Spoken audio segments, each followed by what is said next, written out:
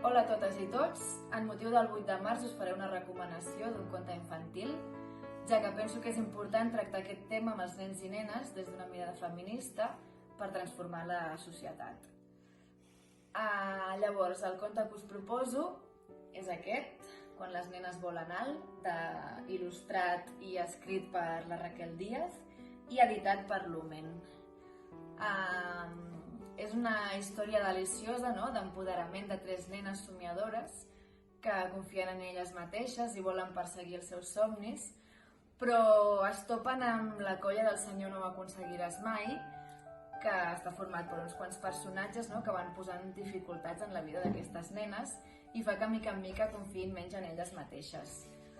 Llavors, gràcies a la perspicàcia i la determinació d'una altra nena, aconsegueixen vèncer aquests petits impediments i seguir confiant en elles per aconseguir els seus somnis.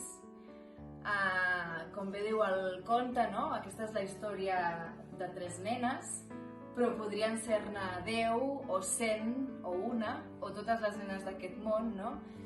I ens fa pensar en com actuem nosaltres per ajudar-les a confiar més en elles, no?, i acompanyar-les en el seu creixement per tal que puguin arribar fins allà on elles vulguin. Espero que us agradi la lectura.